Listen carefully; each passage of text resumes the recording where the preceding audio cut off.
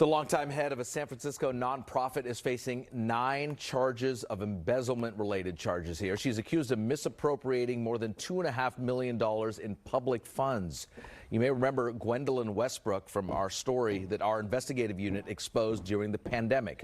She ran a city-sponsored trailer encampment at Hunters Point designed to get homeless people off the streets and limit the exposure and spread of the virus. Westbrook was CEO of Unity Council of Human Services. The district attorney in the city claims investigators found more than $1 million in missing funds in Westbrook's bank accounts.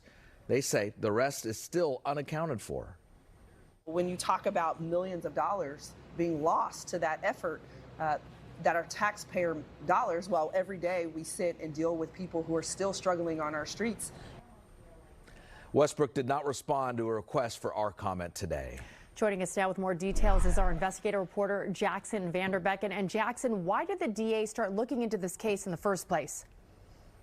Well, questions have surrounded this organization for some time. Back in 2009, the United Council for Human Services first raised red flags about their accounting practices. And what happened is that there was a string of city audits, and they found potential problems that triggered in their minds a potential criminal matter and referred the matter to both the San Francisco prosecutors and the FBI. So we have here former CEO of the United Council for Human Services, Gwendolyn Westbrook. She got money from the city of San Francisco to help out the homeless during COVID. And she got caught, and they found that she diverted more than $1.2 million from that organization into her account. When are we going to stop funding these nonprofits? I think the situation is up. The jig is up with these nonprofits because we see a lot of them are ran by crooks. A lot of these nonprofits are ran by crooks that are putting money to the side, putting money into the account. She put $1.2 million in her account. So now she's facing 9 felony charges: grand theft, fraud, tax evasion. But you know what? These charges mean nothing because this is taxpayers' money already being wasted. We don't care about her going to jail. We want the money back, and we'll never get the money back because she already spent it. They're already saying that there's other money they're trying to find. They can't locate that either. Stop giving nonprofits money because they're for profit. Let's just start doing that. Let's just do the next 10 years, no more nonprofits. If you want to take care of the homeless, we're going to have city funds. The city will be in charge of it. The state will be in charge of it. We got to stop giving money to these crooks. We got to stop it. It happens too much. Every time we see fraud, what is it? Nonprofit.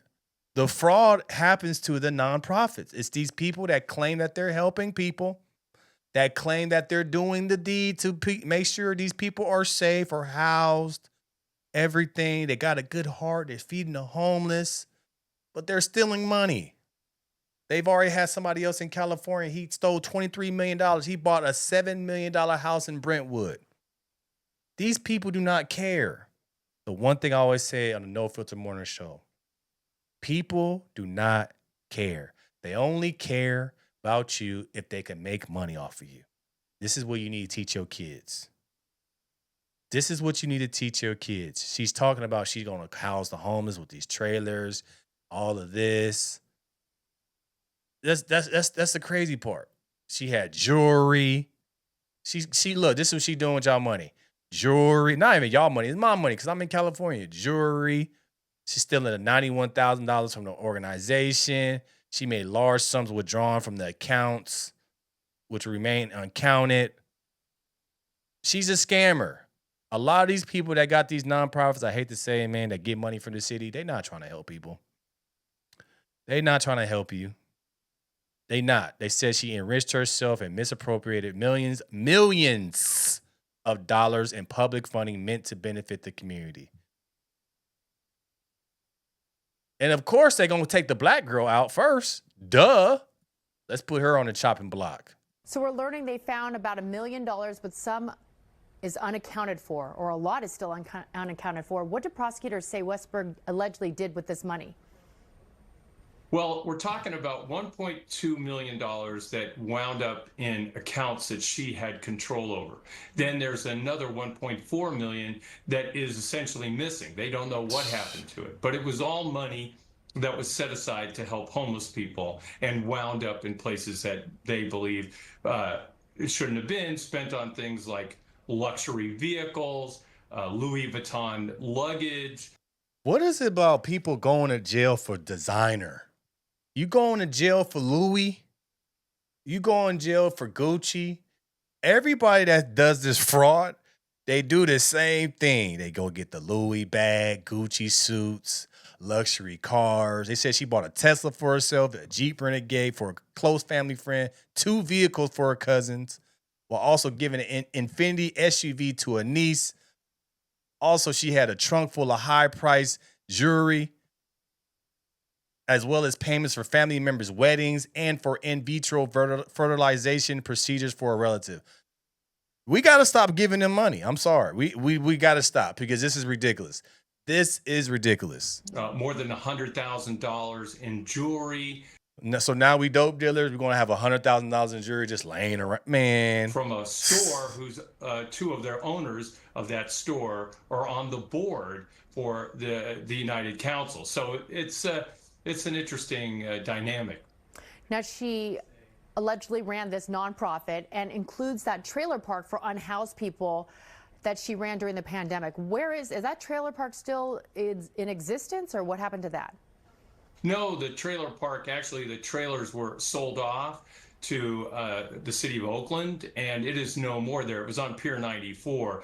One of the problems was there's a next door site. It was a crushing of cement and concrete, and that site is no longer occupied. So the dust that was a problem back during the pandemic for these residents is there are no more residents and there's no more dust.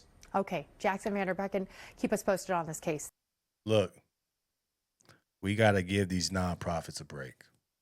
These nonprofits are for profit. She got the bread. She finagled the system. She didn't really help nobody. All she did was help herself. All she did was help herself, and she didn't help the people that she said she was going to help.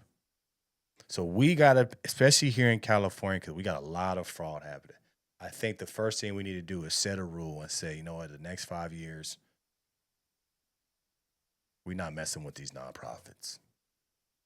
Let's clear the dust. Let's do these things. Let's hire people so we can pay them on salary and let them work on these things. But we are not going to be in a situation where we're giving our money to these people that say they're going to do stuff and they don't.